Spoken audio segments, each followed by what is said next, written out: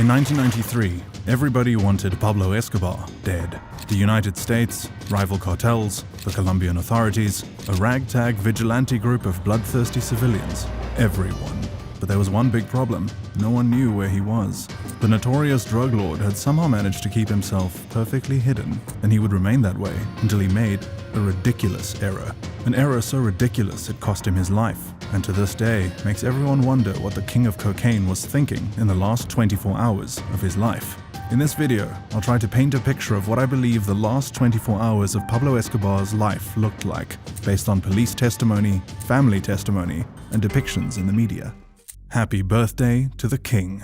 On the barrio rooftops of a hot Medellin afternoon, this iconic picture was taken. But just 24 hours earlier, things were very, very different. That's right. 24 hours before his death, the King of Coke was celebrating his birthday, but not in the way he'd done it for the previous 16 years as a drug lord, or the previous 43 years of his life for that matter, as a relatively free person. Relatively free because Don Pablo had been on the run for quite some time now. From 1983 to 1991, the drug lord played an elaborate and mostly violent game of hide-and-seek with the Colombian government. Resisting every attempt at extradition to the US, Escobar killed thousands of civilians, ordered the execution of some 250 Medellin policemen, snuffed the lives of 2 major Colombian politicians, kidnapped the daughter of a former president, and blew up a civilian airplane in 1989 after wrongly believing that another uncooperative politician was on board the plane. Escobar's guiding principle had always been a bribe or a bullet.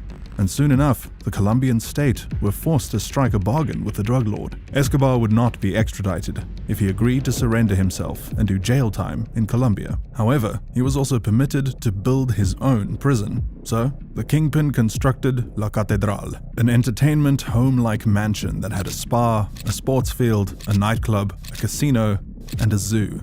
And he had a ton of visitors, mostly women, and on special occasions, important guests like the football legend Diego Maradona. However, Escobar's time with La Catedral would be cut short after he executed 2 of his henchmen in cold blood on prison premises, and right under the nose of the Colombian authorities who were supposed to be guarding him. Of course, there was an international outrage, and of course, the Colombian government would move to extradite him to the US. But Escobar escaped just in time, becoming a fugitive once more, and over the span of 16 months, shuttling between countless haciendas he owned all over Colombia. These were the very same haciendas that had housed his family while he was in a custom-made prison. And now, he was here in his final hours, celebrating his birthday alone, with no party and no family. Escobar's family is being held captive. Speaking of his family, hours before his death, Escobar tried to reach out to them, and this is one important part of the story, as you'll soon find out. You see, at the time, the family were reportedly being held hostage by the government, and this means that their phone calls were being monitored. But how did they get here, and why weren't they with Escobar? Well, it had everything to do with the countless enemies Escobar had made over his illustrious narcotics career. On one hand, there was Search Block, the vengeful arm of the Colombian government specifically trained by the United States to find and capture the drug kingpin. On the other hand, there was the arguably more dangerous Los Pepes, a group of vigilantes sponsored by rival cartels who were hell-bent on wiping Escobar, his family, his associates, and his legacy from the face of the earth. But we'll come around to that in a second. For now, and while the drug lord was hiding, these enemies went after Escobar's family, and they were forced to flee the country. Escobar had already escaped La Catedral, and the Colombian government were unwilling to protect his family if he wouldn't surrender himself to the law. So, Escobar's family chose Germany as their asylum. However, Germany rejected them. The rejection shocked everyone, especially Escobar. The drug lord was so shocked that days before his final 24 hours, he sent someone, probably Limon, to drop a tape at a radio station in Medellin, where he calmly scolded the European country. You can hear the pain in his voice. Sido paraíso y refugio de ciudadanos alemanes que huyeron después de la Segunda Guerra Mundial. Aquí se les trató con cariño y con respeto, y nunca a sus familiares inocentes se les tildó de criminales. Atentamente, Pablo Escobar Gaviria. Of course, one of the citizens that Escobar was referring to was the Nazi father of his colleague, Carlos Leder, the co-founder of the Medellin cartel. Eventually, Escobar's family would find themselves back in the hands of the Colombian government, who had now chosen to use them as bait to smoke out the elusive drug lord. No wonder Escobar had become so anxious in his final days on Earth. There was a ticking time bomb hovering over his family. They were unsafe, and as much as anyone might have tried to avoid the topic, the fact was it was Escobar's fault. So, on the 2nd of December, 1993, Escobar woke up to a meal of spaghetti cooked by his aunt, who loved him unconditionally. After the meal, Escobar picked up his phone and dialed his family. The search block are plotting. While this was going on, the infamous search block had gotten wind of his phone call and had begun triangulating to get the exact location of El Padrino. Ever since it was created in 1986, the search block had been the bane of Escobar's existence. At first, it was the complete opposite. The search block was created to be an incorruptible arm of the law, tasked with taking Don Pablo down.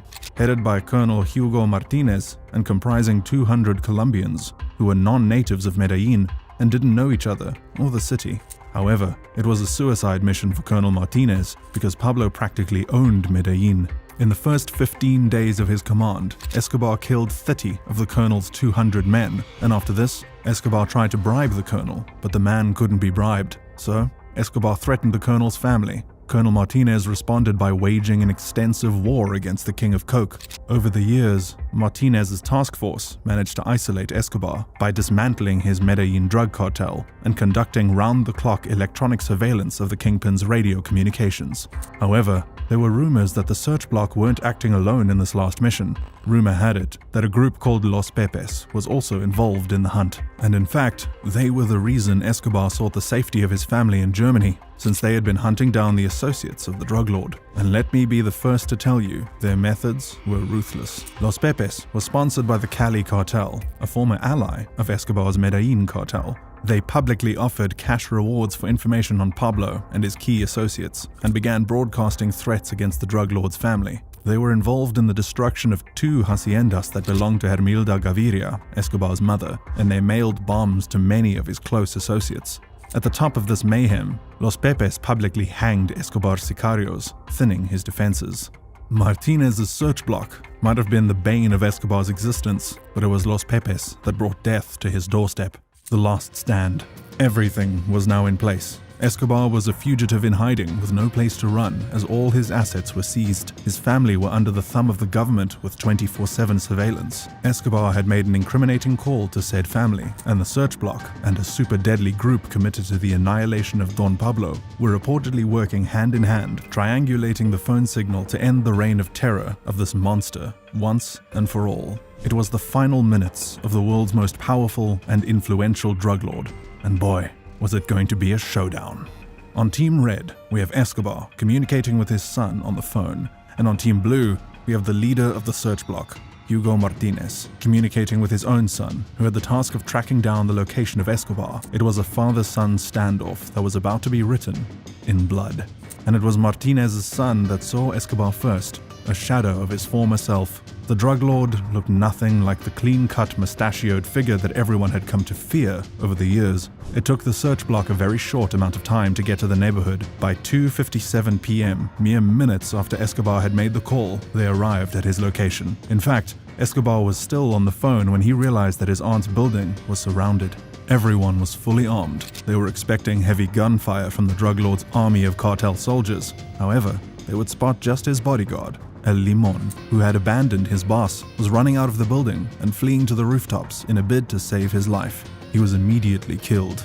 Then, the search block stormed the house and blew the front door open with explosives. Escobar greeted them with gunfire and took off for the rooftops too, in an attempt to escape to a side street behind the row of houses. But he never made it. He found himself cornered on the rooftop, and in a bid to save his life, he opened fire on the search block and the Colombian police. The search block returned fire on Escobar, and he fell flat. According to the official account, an unnamed member of the search block got close to Pablo and gave him the fatal shot that killed him. Just 24 hours ago, he was celebrating his 44th birthday, but now he was dead. The aftermath.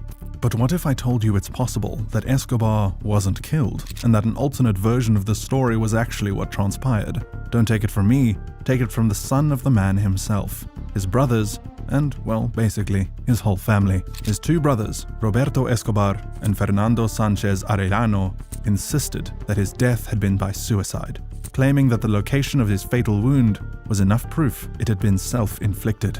One of them would say, he committed suicide, he did not get killed. During all the years they went after him, he would say to me every day that if he was really cornered without a way out, he would shoot himself through the ear. Granted, they could be biased about their vantage point, especially since they weren't at the shootout scene, but let's just take a look at some of their claims, and at the end, you tell me if you're not thinking what I'm thinking. The most compelling evidence is that of Sebastián Marroquín, the son of Escobar. Sebastián was the one whom the drug lord was talking to in the moments before he died. Now, according to Sebastián, his father was well aware their phones were tapped and monitored by the CIA and the Colombian authorities. He also says his father had told him repeatedly in the past to avoid phones. On the day his father called, Sebastián says he declined the call 7 times because of the apparent danger, but his father insisted on speaking with him. Another clue that Sebastián brings to the table is the fact that his father had taught him in the past how to commit suicide if they were ever captured. He had told his son to shoot himself in the right ear.